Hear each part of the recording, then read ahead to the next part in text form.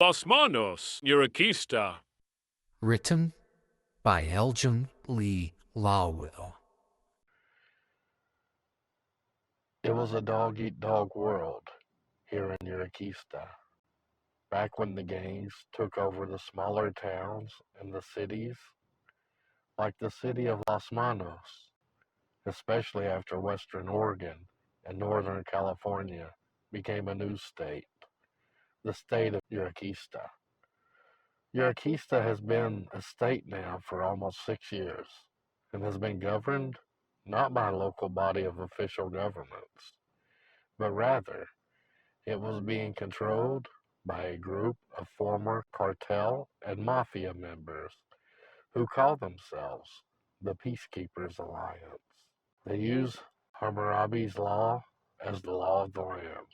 You know, an eye for an eye.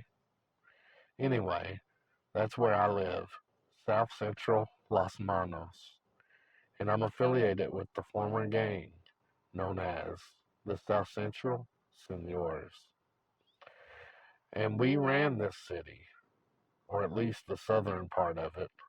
The other Vatos were the Uriqueestan Africani Brotherhood, and those Vatos were loco, for real, Holmes, and they hated us hombres. But it was not a major deal, because our two turfs were divided up by the After Eden Garden Park, a small yet similar park to that of what used to be known as New York's Grand Central Park, but not as well kept as theirs used to be. And After Eden was always full of gringos with no pueblo, homeless white folk, in other words. It was named after Eden because of the Great Fall of the national government. It's what we bangers call the neutral zone. It was a safe place for either side of us to enter and roam after Eden. But sometimes, especially when you were too deep into the park and nearing the opposing side, you might have found yourself in a real bad way because of the rogue gangsters trying to earn a rep. That's why most of us Vatos who entered the park were packing.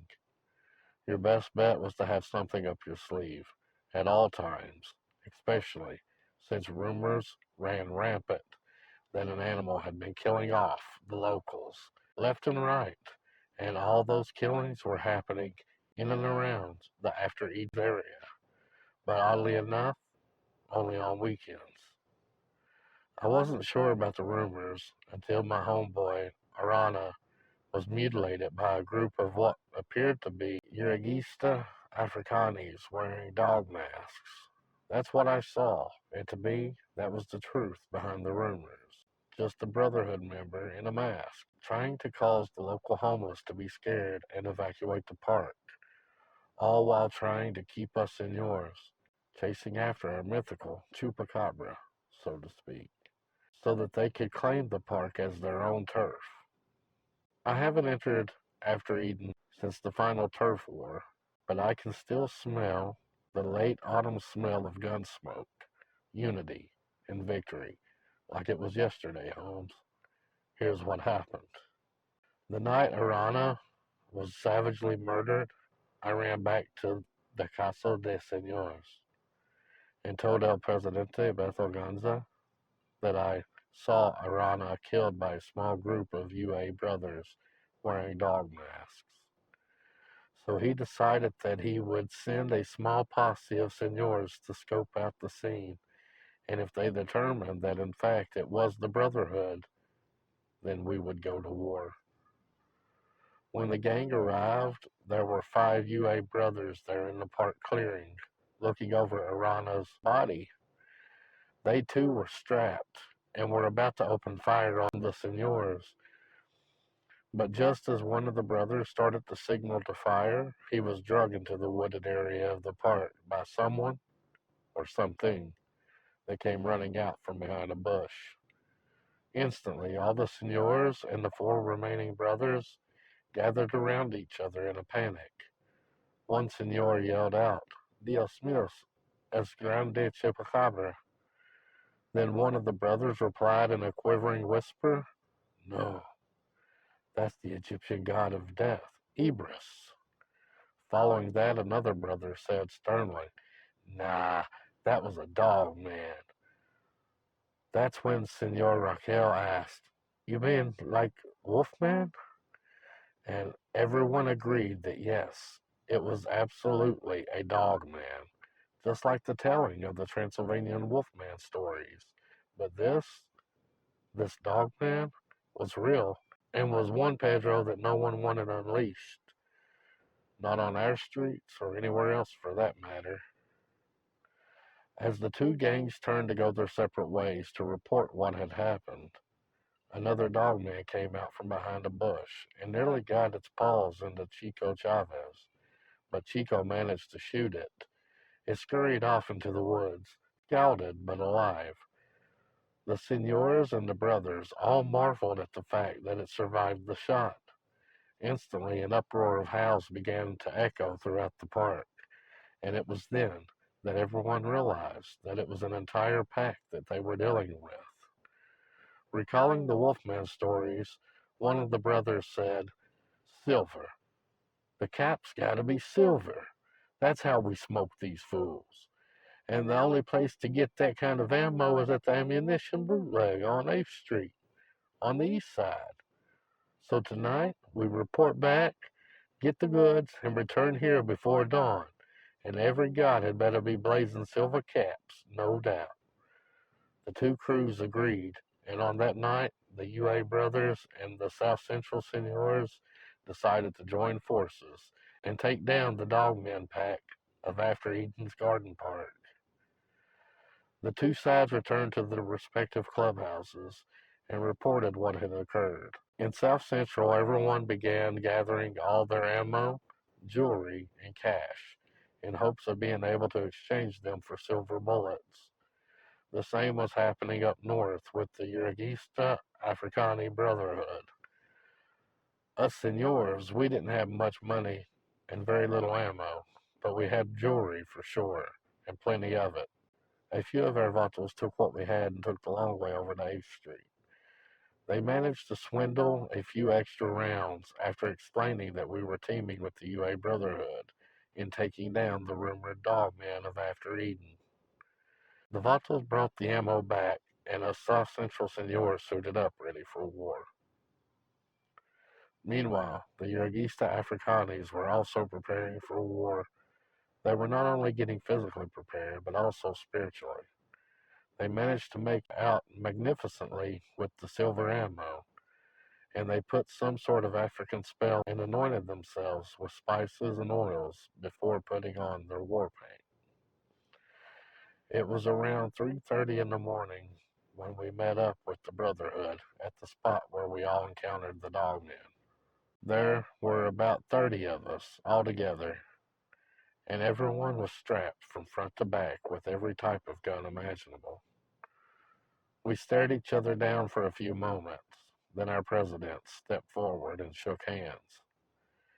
As soon as they did, the howling began, but this time it was louder, and there were more howls than before. The Brotherhood's president, Macalope, ordered his men to form a circle facing outward.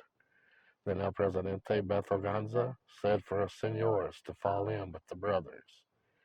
As we fell into place, there came a light from above. It was bright. At first we didn't know what it was, but quickly we realized it was a spotlight from a helicopter that was passing over the park. No one thought much of it until it circled around again.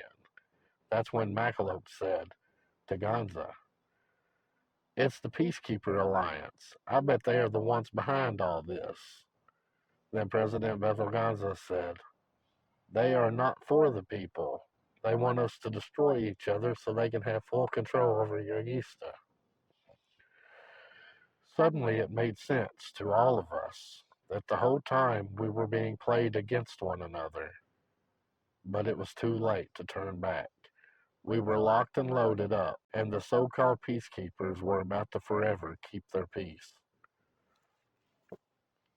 Macalope chimed in with the quick speech, saying, "No longer will Los Manos be divided. No longer will it be us versus us, because starting tonight, it's no longer gangster versus Vato, but rather we are one.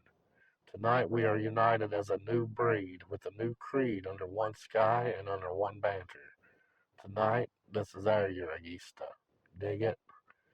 Then President Bethelganza said, "From here forward, we will be known as Forever Familia." And after he spoke those words, out came a dog man, then another, followed by another, and one by one those dog men were shot down, to rise up no more. But as soon as one would drop, another would come out of the woods. This went on until the entire clearing was covered with the corpses of dog men. And just as we were nearly out of ammo, that light from that helicopter shone down on us, and a rope ladder unfoiled, and from it down climbed an officer of the Peacekeeper Alliance. He stepped off the ladder, walked over to our presidents, and said, "Congratulations, gentlemen. You have successfully survived our little experiment. It's just a shame that so many peacekeepers had to fall. But growth comes with losses, and all of us know this all too well." We all looked around at each other confused, but he followed by saying, "The Peacekeeper Alliance is stepping down from governing Uriqeesta and all other peacekeeper states. We are passing the torch on to the upcoming elected government in exchange for leniency for our former crimes. Thanks to you and a few other rebels abroad, we are short-handed and outnumbered." That's right. We created these dogman suits to gain power, but failed, and now it's all over. Then he climbed up the ladder, and the helicopter vanished into the dark. Then that's when the two presidents formally resided, and the two gangs were officially dispersed. And we became one people, the Uriqeestians, Los Manos Uriqeestians to be exact. Now I have a forever familia in my newly governed state of Uriqeesta, and those dogmen are nothing more than a vivid memory for Los Manos, where all is well. Here's to Arana. Viva la familia.